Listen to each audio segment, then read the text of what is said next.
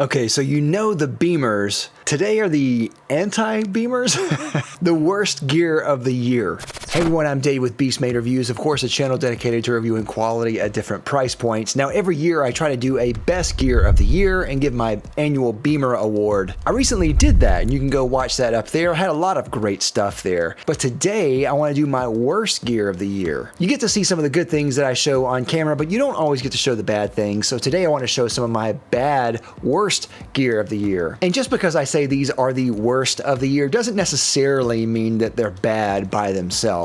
It could just be that they're bad by comparison. Also, some of these are genuinely good, but they may have had some issue or some flaw or something in there that made me want to put them in here just for a certain reason. So if you think these are interesting at all, definitely go and check them out below. These are affiliate links. Anytime you buy through those, it will help out the channel, and I always appreciate it when you do that. And if you like this type of content, definitely subscribe down below. I think you really like it here. If you like anything from gear to fashion, EDC, anything in between, I think you really like it here. All right, with that out of the way, let's go ahead and get to my first category here, and that is on grooming products. Now the first one on the list is the Phoenix Artisan Accoutrements Niacin Lotion. Now Phoenix Artisan Accoutrements is a great company and they have a lot of great products, but not everything can be a winner in my opinion. This was one product that I got to try this year and I thought was okay, but I didn't love. It's a niacin lotion. It's supposed to have some minerals, some vitamins in there that's supposed to be really good for your skin. It's just one of those things where it just seems like it doesn't do anything. Next is another one by Phoenix Artisan Accoutrements, and that is the Gingerbread Man. Now as far as the scent, I actually really like the scent. So the scent itself is excellent. It's a gingerbread type of scent. It's an excellent representation of gingerbread. So let's put that aside. That's really good. What I didn't like about this particular though was the soap. Now I also really like the soap. The soap is really good by itself. So let's put that over here to the side. But when you put these two together, for whatever reason, it does not work on my skin. I don't know why, but there's something about the combination of the great soap and the gingerbread scent smell that just doesn't work. And especially in my armpits, for whatever reason, it would just give me a really bad odor in my armpits. I don't really know why. That's the first time that's happened from Phoenix Artisan Accoutrements. Maybe it's a dud with the combination. I don't really know. I'm just going to stay away from that combination of soap from now on. Next is the Duke Cannon Hot Shave. Now I also really like Duke Cannon. I think they have a lot of great products. Their Hot Shave is kind of meant to be a shave cream of sort. It's more like a gel that you put in your hand. It's supposed to have kind of a warming sensation. I found that the gel just didn't work really well, and on top of that, it didn't have the warming sensation, so it was just kind of a dud product. Next is the Aventus Body Wash by Creed. Creed is a great house that has a lot of great fragrances, and they also offer some grooming products in their line of fragrances as well. Tried their body wash, and it smells great. It smells like Aventus, which is top tier fragrance. It's an amazing fragrance. But the body wash itself is just not good. It's really thin, and you put it in there, it doesn't really lather at all. It's just not a good body wash. There's plenty, I mean, Axe is a better body wash than this, sadly. Next is the Pete and Pedro Texture Powder. Now I recently did a video on the salt spray by Pete and Pedro and I really liked it. So they sent me the texture powder thinking that it might be really good for my hair, and I tried it and it didn't really do much at all. It could be user error as well, so it might be completely on me, I'm not sure.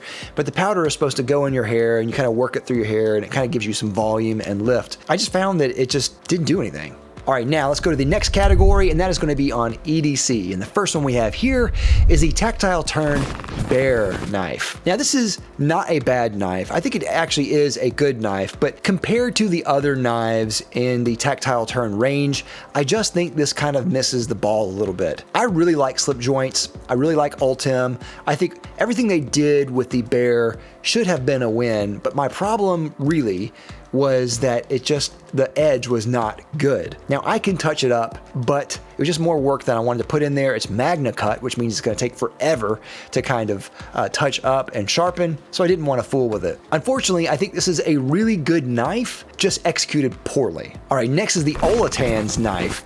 Now, you may have seen a video that I made. It was on a review of the Olitans knife that you could buy through Amazon. And at the time, I was seeing a lot of chatter online about this Olitans knife that you could get for not a lot of money. and it was M390 blade steel. It was a pretty small knife, but it turns out that the steel was not M390 after all, and they advertised it as M390, but after some people tested it, they tested the actual metallurgy of the knife, they found it was not what it was at all. So it ends up being more like 440C steel or something like that. It's still a pretty good knife for what you get. For the price, I think it's okay. It would have been amazing if it was M390, but you know, it is what it is.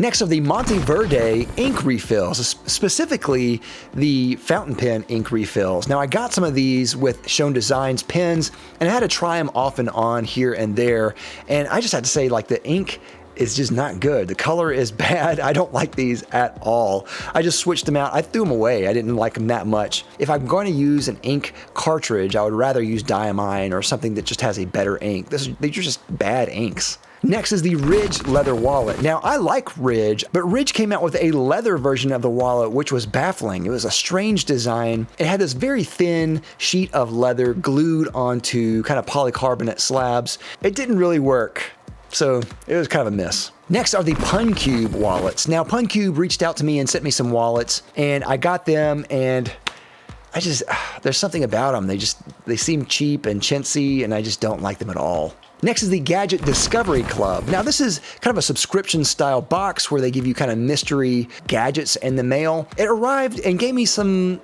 just decent gadgets, and I don't know if the value is necessarily there. They're going to give you kind of the cheapest style of gadgets that you can get, and sometimes these gadgets can be useful, and sometimes they're not. In this case, I was just not impressed. Next is the light phone. Now, I've been wanting to review this, and I think I am still going to review this. And I'm putting this on the list not because it's bad, but because it doesn't necessarily do what I was hoping that it would. It's a phone, and it's a very stripped back phone design. That has some advantages and it has some disadvantages. I think some of the advantages you're all aware of: no social media, no nothing. The disadvantages are that it doesn't have the things that you need when you need it. So I'm trying not to go into a full review here because I have a lot of thoughts here, but I think the light phone is okay. I just wish it were better.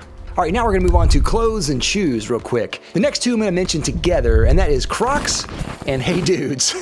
Now, I'm actually gonna make a full video about these in the future, but I want to test them out and try them just to see what I would think, just for kicks and giggles. And I tried both of them, and man, are these bad shoes. I really hate both of these. I knew I would hate Crocs, but I wanted to just do it anyway. But Hey Dudes, I was not expecting to dislike as much as I do, because I genuinely despise those shoes. They are absolutely hideous, and they're awful altogether. They're just awful. All right, next is VESSI. Now, I made a full video about VESSI. There are some redeeming qualities about them. I think it's not all bad, but the thing I didn't like about the shoes in general is just the kind of strange styling here and there, the strange kind of fit here and there. To be honest, there wasn't really a pair of shoes that I wanted to walk away with and just keep. I don't need everything to be waterproof, and I guess they weren't necessarily my style per se. All right, next is Stitchfix. Now, Stitchfix is kind of a subscription service that gives you clothes and pairs you with a stylist. They're kind of getting guys to wear better clothes. I tried them out, and I'm gonna mention them in a future video, but I don't think their service is as good as it could be. A lot of times with subscription services, you kind of have to fight the value proposition. And what happens in a lot of the services is they give you kind of poor quality things for a high dollar amount. That's kind of what I think about Stitchfix. I didn't really see that much value in the clothes. I see more value in the service as getting stylish clothes to you, but not really quality clothes.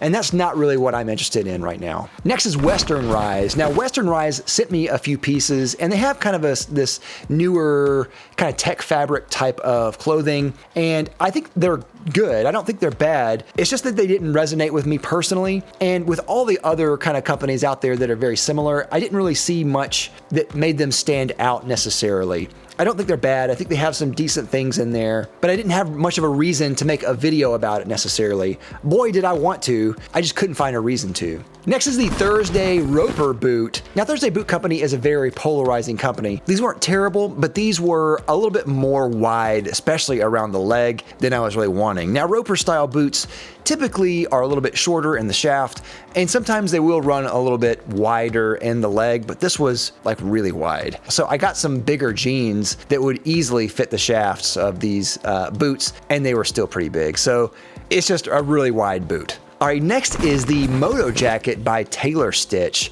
Now, I love Taylor Stitch. I love almost everything they make. And I did a full review comparison video of the Moto jacket in both size small and size medium. I really like that because I really wanted to like the Moto jacket. When I tried both of them on, neither of them fit.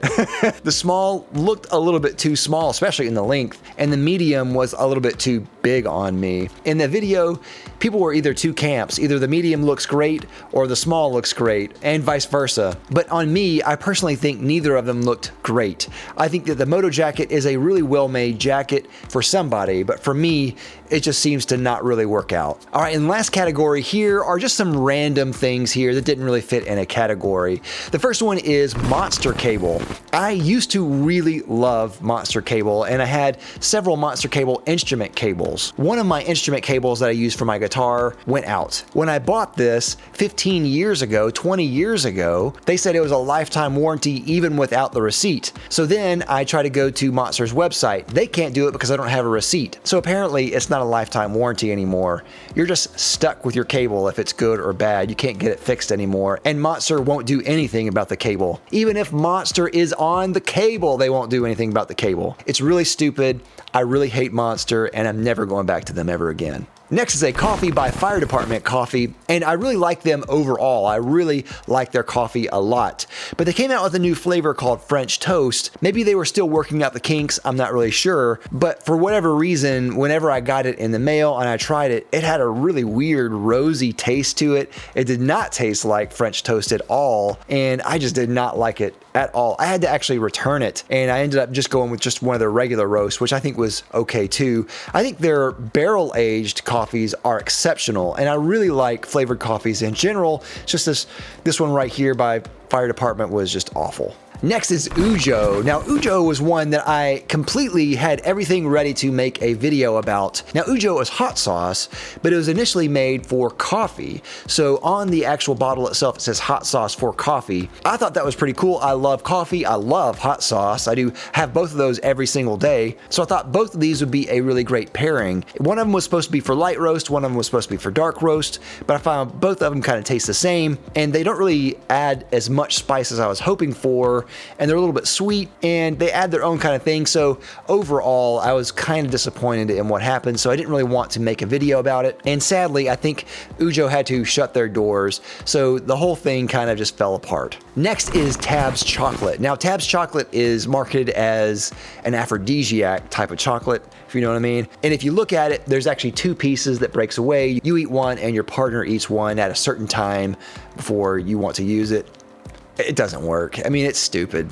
Don't eat this, don't get it. Next is the Sennheiser MKE600. Now, this is a shotgun mic. It's a condenser mic, and I use shotgun mics all the time. I'm using one right now. I wanted to upgrade my shotgun mic recently because I needed a new one. Tried a couple of them out. This was one of them. It's not Sennheiser's highest end one, but trying the MKE600, I just didn't like the way it sounded on my voice. There was this weird peak at, I think it was like around 1K or something like that. It just didn't sound right on my voice. And I think it was supposed to be pretty flat, but it didn't sound flat. Along with that, I got the SYNCO D1, which is a really inexpensive one that's supposed to be mimicking the top of the line Sennheiser shotgun microphone. I forgot the name. So the SYNCO, I wasn't expecting too much from it, but I ended up not liking that one much either. There's no frequency sheet or spec sheet anywhere to be seen on the internet. I don't really know what the frequency response is. It seemed like it was cutting off the lows a lot and putting another weird peak somewhere else in the frequency range, so I didn't really care for that one either. Next is this vitamin drink, which I thought was okay. It tasted pretty good. It's supposed to be a complete protein. It's supposed to have probiotics and all the vitamins you need for that day. It's supposed to taste like matcha tea or something like that.